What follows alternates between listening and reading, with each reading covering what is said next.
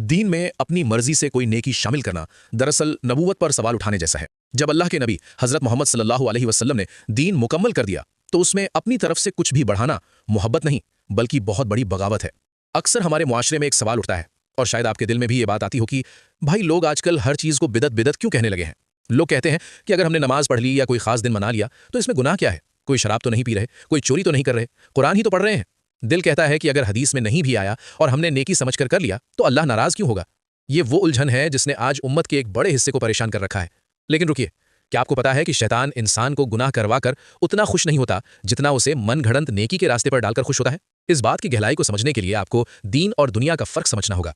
सबसे पहली और बुनियादी बात, अल्लाह ने कुरान में सूरह अल माइदा आयत नंबर 3 में साफ फरमा दिया है कि आज मैंने तुम्हारे लिए तुम्हारा दीन मुकम्मल कर दिया।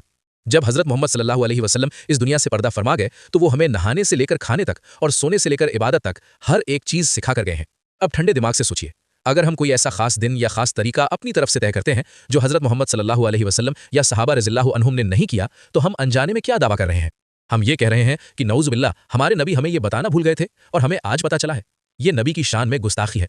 और यहाँ एक बहुत बड़ी गलतफहमी दूर कर लें। कुछ लोग दलील देते हैं कि फिर तो मोबाइल चलाना भी बिदत है, कार में घूमना भी बिदत है क्योंकि ये नबी के दौर में नहीं थे। ये बहुत नादान बात है।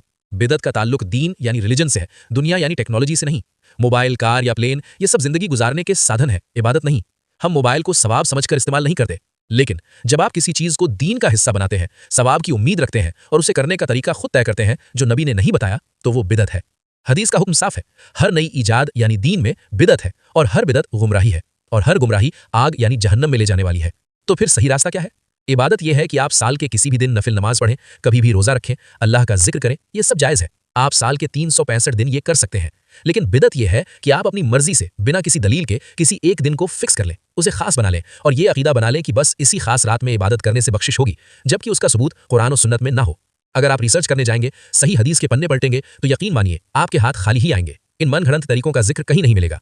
जब हमारे नबी सल्लल्लाहु अलैहि वसल्लम ने किसी दिन को खास नहीं कहा तो हम और आप कौन होते हैं उसे दीन में जोड़ने वाले? याद रखिए, दीन जज्बात से नहीं दलील से चलता है। बात अब फूलों की तरह साफ है मगर कड़वी भी है।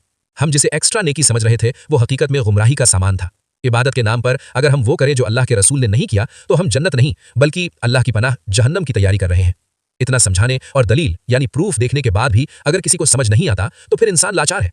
हदीस में साफ बता दिया गया है कि हर गुमराही आग में है। जो हक आने के बाद भी जिद करें उन्हें अब अल्लाह ही बचाए। हक आ चुका है, फैसला आपको करना है। रिवाज को चुनना है या रसूलुल्लाह सल्लल्लाहु अलैहि वसल्लम के तरीके को। अल्लाह हम सबको ऐसी जिद और गुमराह अक्ल से पनाह दे और हमें खालिस सुन्नत पर चलने की तौफीक दे। कमेंट्स में सिर्फ आमीन लिखें, शायद किसी एक की दुआ से हम सब की इस्लाह हो जाए।